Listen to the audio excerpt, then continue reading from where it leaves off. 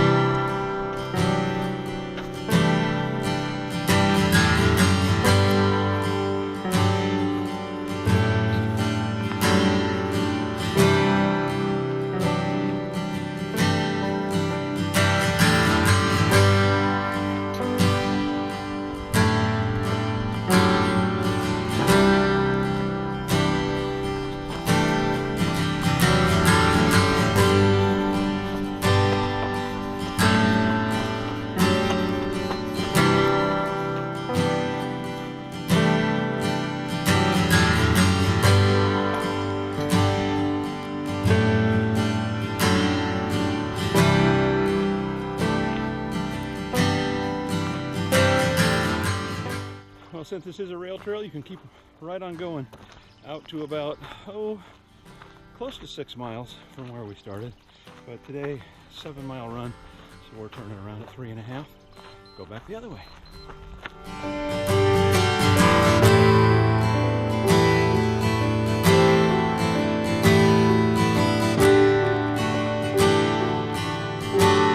I have to pass by an entire nesting colony of buzzards. Actually, they are turkey vultures. Our sprinkles are going away.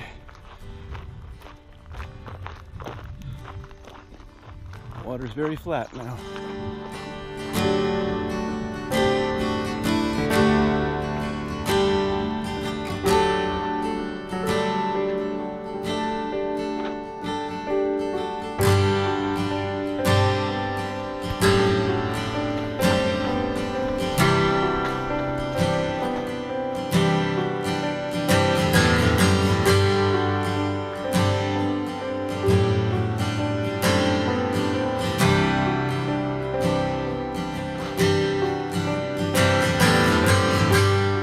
Back out the tunnels and heading for the railroad bridge.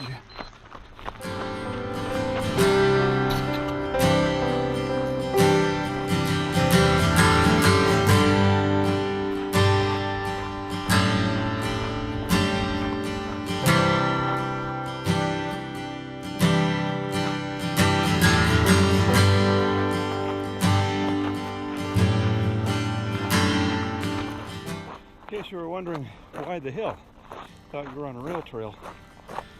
At the split, back there before the railroad bridge, we left the rail trail and we're now on the old ferry road that ran along the river here back in the 1800s. We used to have to stay on the rail trail and then parallel the current rails, but it gets a little gnarly up there in the hills, so this is actually a little easier run. There's usually a river otter or two that we pass out in this section, but looks like they're making themselves scarce today. Probably the most dangerous animal that you'll encounter out here on the trail is squirrel, because they see you coming and they panic and they run in front of you and run right into your feet. Also, if they think you're gonna get too close to their storage, they get a little aggressive. Up here there are all manner of waterfowl, otter, deer, fox. You shouldn't see any bobcat or bear, but they're out here. Some mountain lions. It's a nice place to be. Running with nature. Backside of the dam. So since there's a dam here, and we were down at river level, you have to climb up to the height of the dam and then drop off the other side again. So there are some elevation changes. And then as we head back to town, we have to go uphill again because the city was built up on the bluff above the river in most places.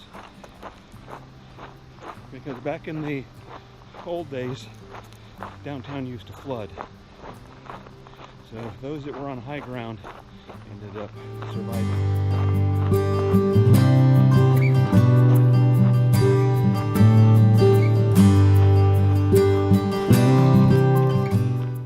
Rock balancing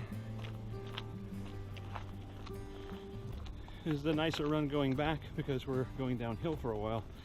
We were fighting that as we were going out, but this is the old ferry road from the 1800s. And when you think about all of the people who traversed this road carrying gold, because after all, this is Oroville. Oroville, Oro, meaning gold, Ville, meaning city. This was Gold City. Gold City, USA. The streets weren't lined with gold, but there was enough gold dust that was dropped along these roads by people that had holes in their pokes. Would have made you a pretty fortune just picking up the dirt.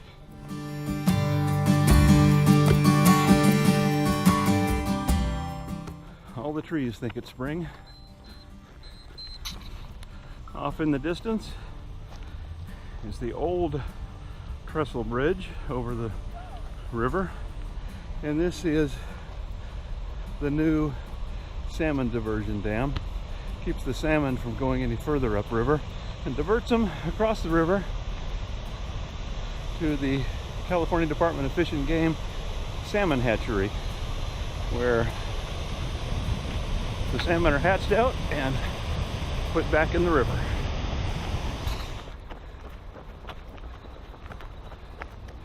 And just up from the river is the old Chinese bathhouse.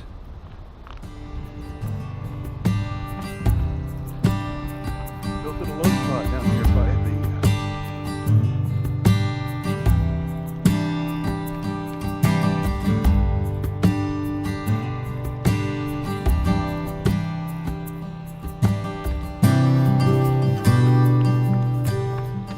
over here next to the entrance and exit of the wildlife area is a little reconstruction of a small stick hogan or hut.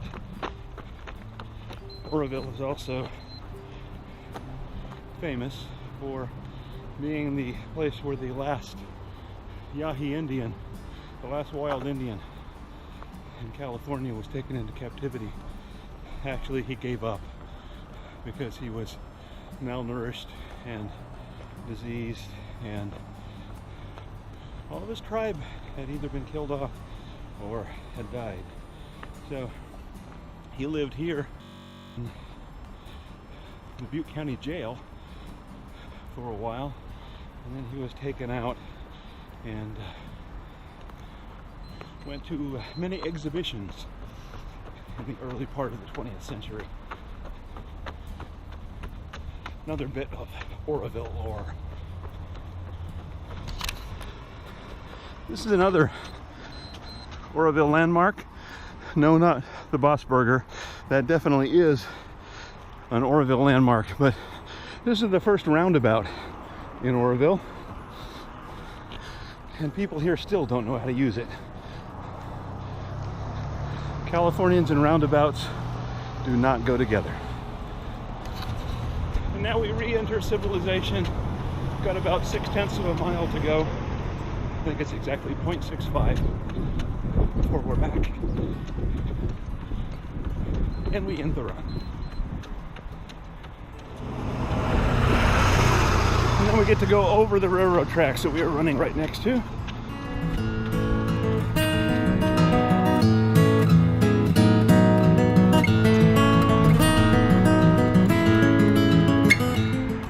Over there is the remains of the old Oroville plunge pool.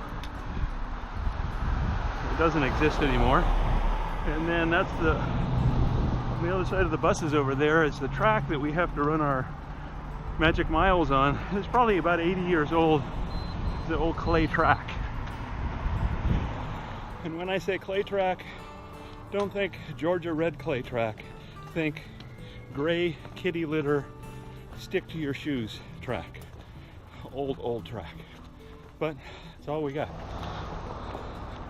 The ugly part of the run, but we're almost done.